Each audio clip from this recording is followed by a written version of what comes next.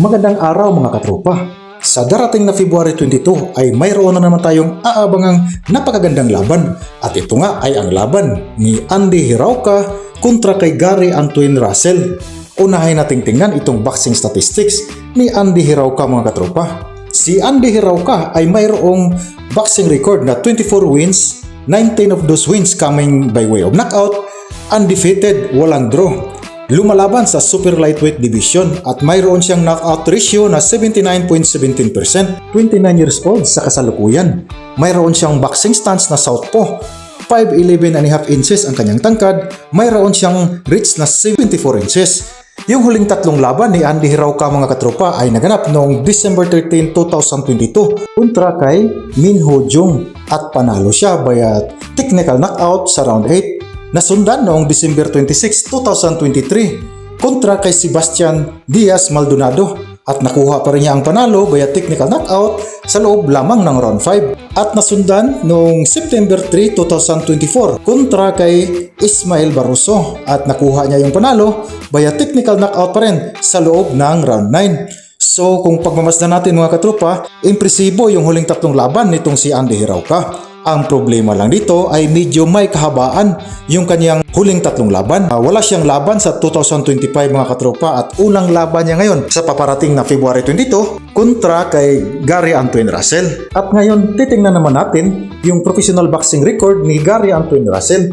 Mayroon itong 18 wins, 17 of those wins coming by way of knockout. Mayroon isang talo, wala pang draw. Parehong lumalaban sa super lightweight division.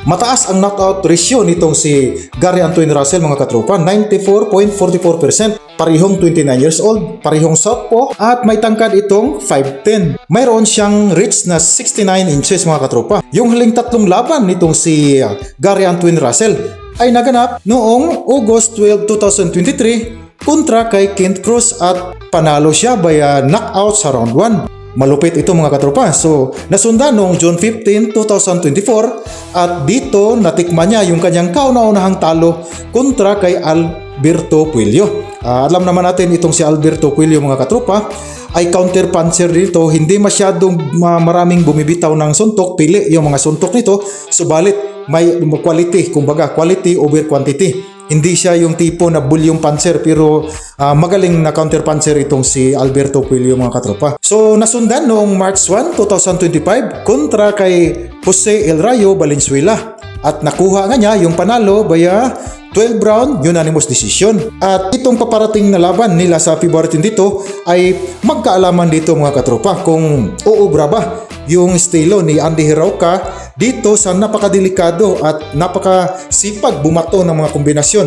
Magaling mag-pressure din na si Gary Antoine Russell mga katropa. Although kung ikukumpara natin, madaling tamaan din itong si Gary Antoine Russell no? Kung titingnan natin yung kanyang mga previous na laban. Lalo na kung saan yung laban niya natalo siya kontra kay Alberto Puello mga katropa. Kaya lalo na may tangkad din itong si Andy Hirauka. Ang question na lang dito is yung inactivity nitong si Andy Hirauka mga katropa. No, biruin mo wala siyang laban sa buong 2025. At magkaroon kaya ng epekto ito sa kanyang paparating na laban. Makikita natin yan sa kanilang final weigh-in mga katropa. No?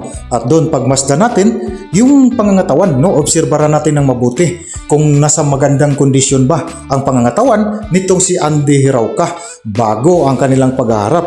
At doon madeterminar natin, kikita natin kung mayroon bang pag-asa na makuha niya yung upset dito. No? Ang kailangan talagang ihanda ni Andy Hirauka dito mga katropa ay kailangan niyang pagtibayin at palakasin yung kanyang endurance at durability. Dahil sa skills, nakikita naman natin, ay may ibubuga din talagang skills itong si Andy Hirauka kontra dito kay Gary Antoine Russell. Yung mga counter na punches niya ay tapalagay ko magbibigay din ng problema sa mga early rounds dito kay Gary Antoine Russell mga katropa.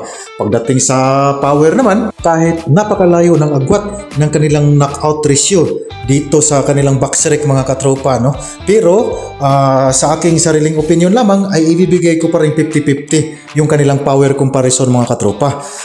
Dahil may lakas din naman itong si Andy Hirauka mga katropa. Pag nakita natin yung kanyang mga power punches pag tumama ay may paglalagyan din talaga yung kalaban. So yung nga lang, yung mga knockout kadalasan at technical knockout na panalo nito ni Anthony Russell ay hindi naman one punch knockout mga katropa kadalasan. Kadalasan naman ay pinahinto ng referee, no? Technical knockout yung iba. Dahil sa madamihang bumato ito na at masipag bumato ng mga suntok. Pagdating naman sa kanilang speed and footwork comparison, sa palagay ko naman mga katropa ay 50-50 lang sila, no? Pareho lang na mabilis yung kanilang bilis at yung kanilang footwork ay halos parehas lamang. Nagkataon lang na mas masipag lang talaga itong si Gary Anthony Russell mga katropa. Subalit dito sa endurance at durability, yun nga dito ibibigay ko talaga yung kalamangan sa ngayon dito kay Gary Anthony Russell. 60-40 ang ibibigay ko dito mga katropa. Ang dahilan ko dito ay yung inactivity ni Andy Hirauka sa nakaraang taon mga katropa. Ni isa walang laban, no? Kaya hindi natin alam kung magkaroon ba ng epekto yung kanyang inactivity dito sa paparating na laban. Kaya ibibigay ko yung kalamangan sa endurance at durability dito kay Gary Anthony Russell. Alam naman natin yung sa mga previous niyang laban ay ganun pa rin talaga, kahit umabot ng 12 rounds, ganun pa rin yung performance nitong si Gary Anthony Russell. So sa match up na ito mga katropa, sabi ko nga kanina, nakadepende talaga sa conditioning nitong si Andy Hirauka mga katropa. Pag hindi masyadong maganda yung kanyang conditioning dito ay tsak hindi siya magtatagal, hindi siya makaabot ng round 12 dito. 12 rounds yung schedule ng kanilang laban. Mahihirapan talaga siya dito sa pressure na iparamdam nitong si Gary Anthony Russell sa kanilang laban mga katropa. Subalit kung maganda naman yung kanyang conditioning at yung kanyang paghahanda sa laban na ito, ay nakikita ko talaga na posible talagang makuha ni Andy Hirauka yung panalo via decision dito mga katropa. So final prediction ko dito, Andy Hirauka via decision ito mga katropa, sa aking sariling opinion lamang. Kayo mga katropa, ano sa palagay ninyo yung magiging resulta ng kanilang laban? Paki-comment nyo na lang mga katropa. Hanggang dito na lamang, hanggang sa muli. Paki-like and subscribe po mga katropa.